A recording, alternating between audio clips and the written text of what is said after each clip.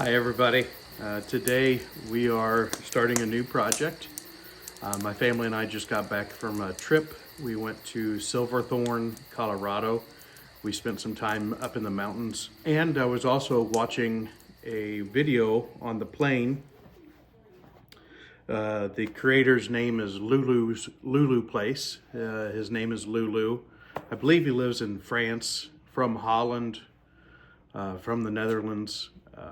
I've been watching a lot of his videos lately. He creates some really beautiful stuff.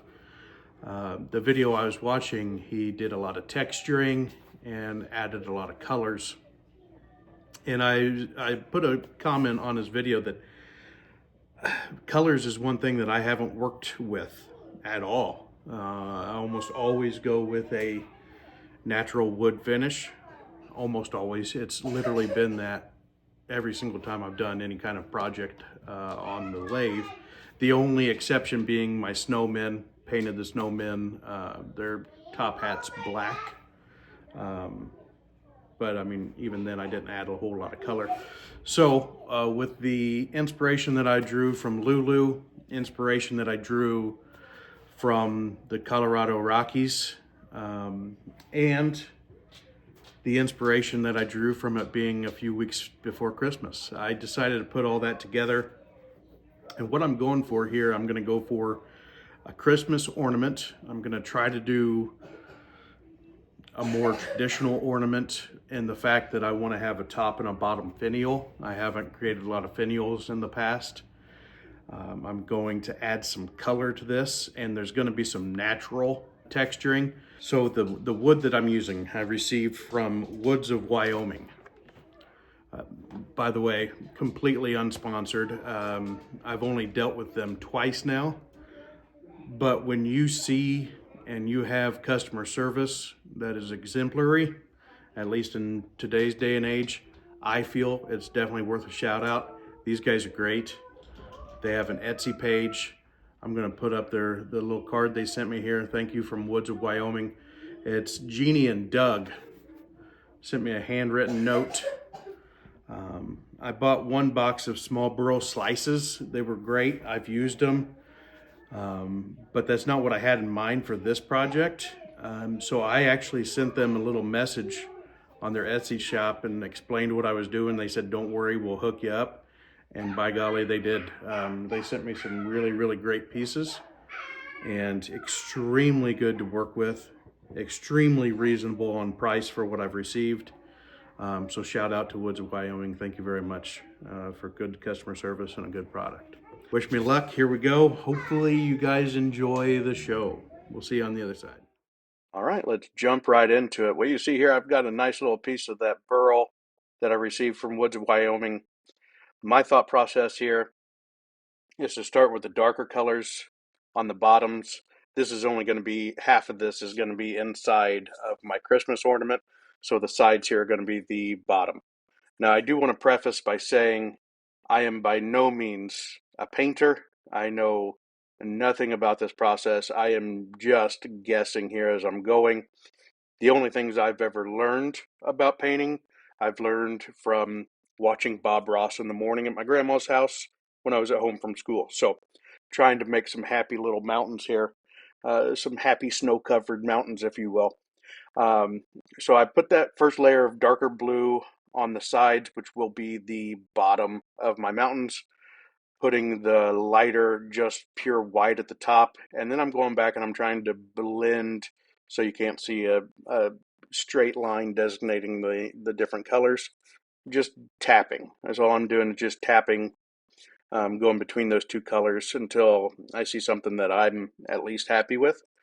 Um, so you see at the end here, you see some hands coming into frame. I do have a couple helpers with this project right now, be my daughter and my son. So they'll be sticking their hands in from time to time. Now at the very end, what you just saw is I did go back and get some of the darker blue, and I just touched it on the very top, just trying to highlight the peaks of the mountains, if you will, putting some sparkles, some blue sparkles on the top as well to emulate the sparkly snow. This is the other piece. This is what will eventually be the cloud in my ornament. This is definitely more on the blue. Wanted to pull out the blue sky that we saw out there in the mountains.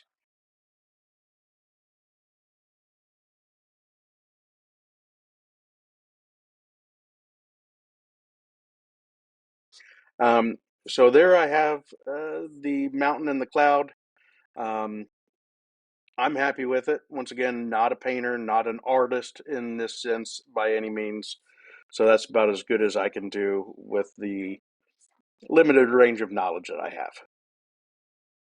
All right, so next step, I'm going to take what will be the top, the cloud, and glue it to the bottom of my clear plastic cup. This cup I'm using as the mold for when I do the resin pour. So just put a little bit of the Gorilla Glue clear at the bottom, put the cloud down, kind of push it down a little bit so it'll dry in that glue. Now we wait for the glue to dry. Next step will be, once that glue dries, I'm going to pour the resin, place the mountain on the top of the cup, and once that dries, we'll be ready for some turning. Okay, we've got our clear resin here. I just poured it, so now I'm going to mix her up. The cloud is glued in the bottom of my cup, so we're ready to pour the resin. Anybody that's never worked with resin before, it's very important when you're stirring this stuff, when you're mixing it together, to get everything off the sides and off the bottoms. It does allow for some variances, but you want to limit those variances as much as possible in the 1-to-1 ratio that I'm using. This is 1-to-1 ratio. Some stuff has different ratios, but so you don't want to leave too much of A or too much of B stuck to the side. And what we're going to do is get it combined here fairly well, and you're going to see that I have introduced a ton of bubbles into the mix. So I'm going to do, I don't have a pressure pot, but I do have a vacuum chamber. I'm going to try to make a pressure pot here in the next few days, but for the time being, I'm going to use my vacuum chamber to try to get most of those bubbles out. Since I don't expect this to be perfectly clear, I am going to add a little bit more glitter to this mix. Since it's not going to be perfect anyway, the glitter may help to disguise some of those bubbles as if they're supposed to be there. Plus I have glitter in my mountains as well, so I don't think it's going to hurt anything. A little bit of blue glitter in there. That stuff doesn't have any pigment in it, so it's not going to tint my resin at all, but you'll just be able to see those sparkles in there.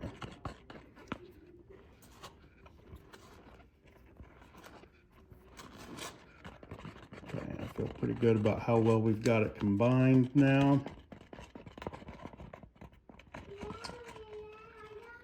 So next step, we're going to walk over to the vacuum chamber, try to suck out some of these bubbles. Okay, we're at the vacuum chamber. So I'm going to take my mixed resin with the sparkles, just place it inside of my vacuum chamber here. Place the lid on top. You do have to make sure this lid is pretty centered. Yep, let me get it over here so I can see the gauge.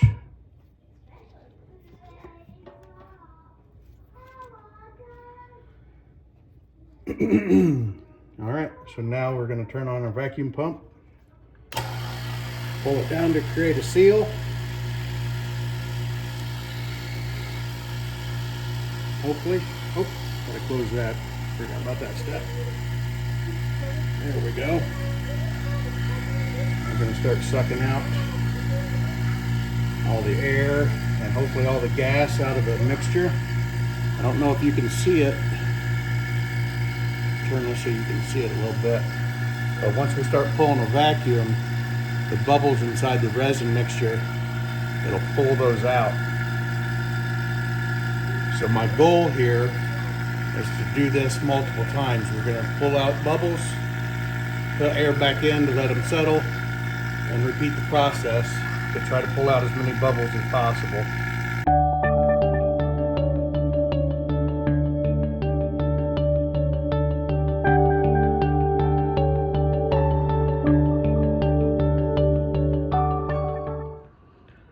Okay, so now we've got our cup with our cloud in the bottom, and we're going to slowly add the resin in. Since we pulled all those bubbles out, we tried to not introduce very many. It's going to be unavoidable. We do our best.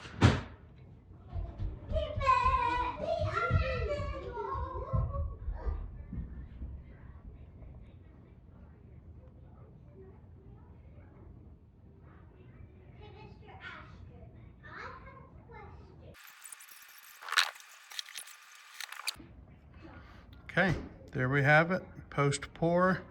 You know, you can't see it the greatest inside the cup.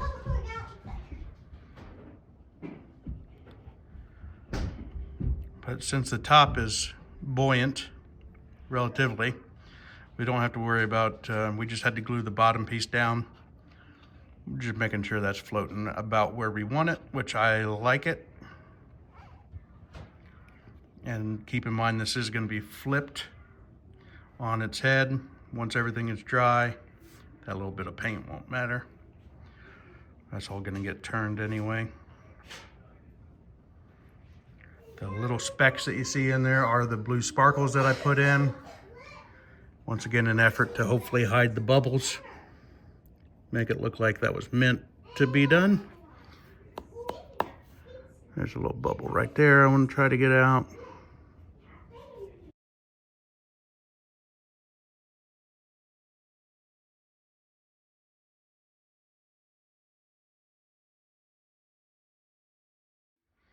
Once again, drawing from my Bob Ross inspiration. There are no mistakes, only happy accidents. So I'm glad that I went and put that back in the vacuum chamber one more time. The reason being is I failed to think about, which I should have known, failed to think about the air inside of the wood pieces. So as I put it back into the vacuum chamber, it was drawing all kinds of bubbles, especially out of the cloud in the bottom since it's fully submerged. So tons of bubbles were coming out.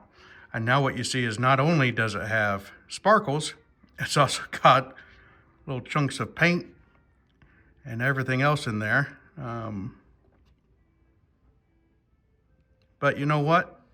Like I said, no mistakes, only happy accidents. I think it looks like it's snowing on the mountaintop. So I like it. It's a nice effect. I'm gonna stick with it. And we'll see what it looks like once we're done turning it. So give us a couple of days for it to set up, to fully cure. And I'll get this puppy on the lathe. We'll get it turning, and we'll see what we can do as far as an ornament's concerned. We'll see you then. Okay, here we have the piece demolded. I've already got it put into my chuck here. The good thing about using these plastic cups, the very bottom, everybody, at least the cups I use most of the time, you'll find they have these little rims on them. Well, guess what? Those fit in my chuck perfectly. So I've got it mounted in there. I am going to use the live center while I'm turning this, just because it is resin inside there. So I'm going to take every little bit of help that I can get with this. Get that mounted up. Get everything in position where I want it. And first thing we're going to do is start focusing on turning this down. I am going to want to make some type of a tenon on this side for my chuck as well, because I'm going to want to flip it at some point. So I'm guessing I don't have a lot to work with here. We'll just have to see how it goes once I get in there and start cutting. Yeah, we'll see what happens.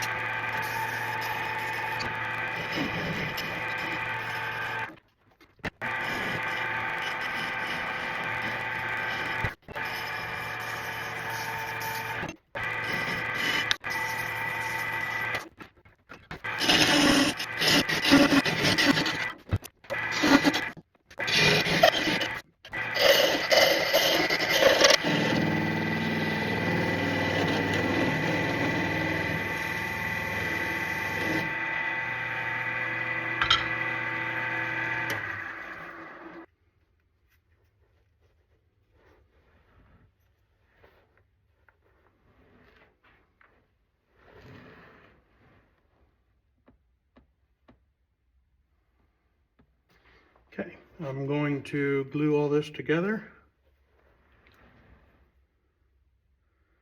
and we'll see what it looks like when I'm done. Check back with you later. And there it is, the finished product. I'm really happy with the way this turned out. Definitely learned some things, definitely do some things differently in future ornament projects. But if you learned anything or if you liked it, please like, subscribe, comment below. Let me know what you think about it. Let me know if there's anything I should have done differently or anything else you'd like for me to try. Just like always, I thank you guys for stopping by, checking out the video, and keep an eye out because I'm sure there's going to be more coming soon. Thank you.